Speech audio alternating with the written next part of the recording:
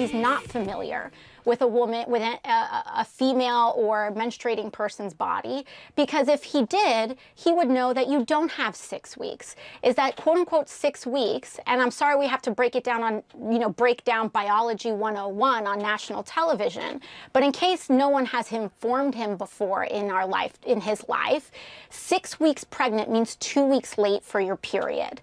And 2 weeks late on your period for any person with a menstrual cycle can happen if you're stressed, if your diet changes, or for really no reason at all. So you don't have 6 weeks. This idea that we're going to quote unquote end rape when the same type of, frankly, rape culture and the same type of misogynistic culture that informed this abortion law to begin with is also, those beliefs are held by the governor himself and this Texas state legislature. Frankly, there are many people in power, as we know from the Me Too movement, that commit sexual assault, that help their friends cover up these crimes. And some of them even serve in the same state legislatures that are voting on these just these anti-choice bills.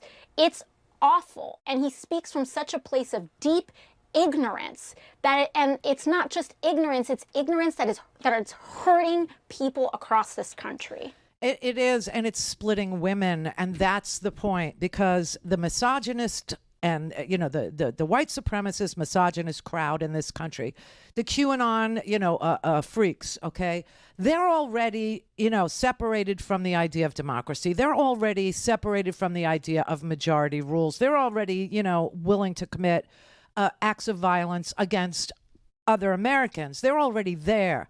And the thing that motivated them was racism, right? The thing that got them to hate women was racism and the incel movement, involuntary celibacy, because they felt they were ugly and women wouldn't have them. And so they have already been supercharged into action.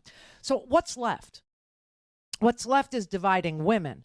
And they've been very good at it. The school board meetings, the anti-mask movement, the Karens in this country.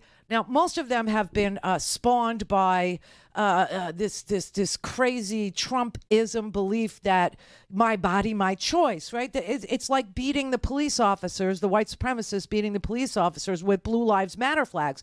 Now you've got women out there saying my body, my choice with regard to mask wearing. And then the crap really hits the fan on this it's not pro-life, they're pro-disease. You can't be pro-disease and pro-life. Okay? You can't be anti-food and pro-life. You can't be anti-education and teaching true facts to children and be pro-life. I digress. So now all of a sudden, the women are divided too by the issue of my body, my choice for masks, but not in real life when it comes to you and your doctor or you and you deciding what to do in your person.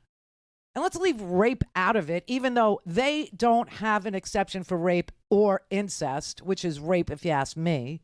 They don't have an exception in that bill. And so a lot of people are going to focus on that portion of it, like the reporter with Greg Abbott, who said, yeah, well, it's a crime and we'll stamp it out and we'll stomp it out. We'll get rid of rape, even though Texas has the highest number of forcible rapes in America. Now, Alaska has more per capita, meaning Alaska is smaller, but it's number one per capita for rapiness. Alaska is a very rapey place. But so is Texas. Texas has about 14,000 rapes every year. The rape kits are not mandated, and they just sit on a shelf. They just sit. So this is really sick and twisted, and I'm trying to figure out, why are they doing it? Well, when you look at what they did it in tandem with, okay, limiting access to voting, predominantly for people who do shift work or for people who, work long hours, or for people who want to mail it in because they're disabled, or people who want to mail it in because they work, 2 jobs or 3 jobs. You understand. And they criminalized, seriously, anybody assisting you if you need assistance who's not cleared to assist you. They're always going after individuals. individual responsibility, individual freedom. The personal responsibility people won't take responsibility for getting a vaccine or wearing a mask, but they're pretty sure that they can control who votes. They also put in the poll watchers, the partisan poll watchers, who will now be armed, by the way, and can stand in your polling place and look over your shoulder while you vote. And if they don't like who you voted for, they can challenge your vote now. They can challenge it. So why do they do this? Why? Why is this is it just the love of fascism itself? Maybe. That's why they went to Stasi tactics. Neighbor ratting out neighbor. That's Stasi crap.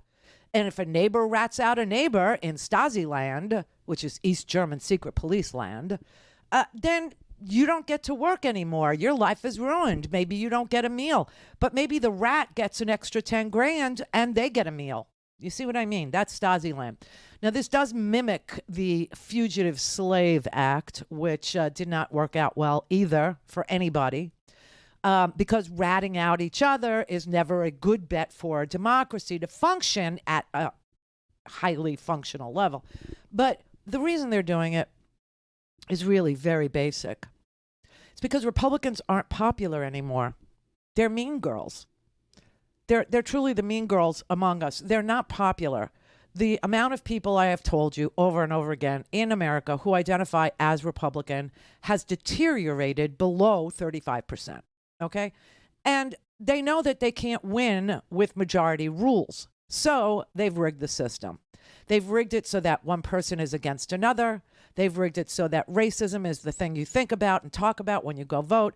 They rigged it so that fear and anger motivate people to go. Now, it's kind of hard to get excited about voting in Texas because when you get there, you're going to find like Ted Cruz and Louis Gohmert on the ballot. So it's kind of hard to be excited about it. But even if you were excited about voting against them, knowing it probably won't make a difference, now they made it harder for you to do that. They're trying to weed out people who say, well, there's nobody I would vote for anyway. They're trying to weed out people who say, Texas is on the cusp of going blue, and I want to be involved in that because this has all got to come to an end. The idea of having Ann Richards again as a governor, the idea of having an LBJ who believed in civil rights enough to stake his whole presidency on it. That's not a lost idea. That's not something Texans forget about. That's not something anybody forgets about. So they want to rig the system for a tyrannical minority.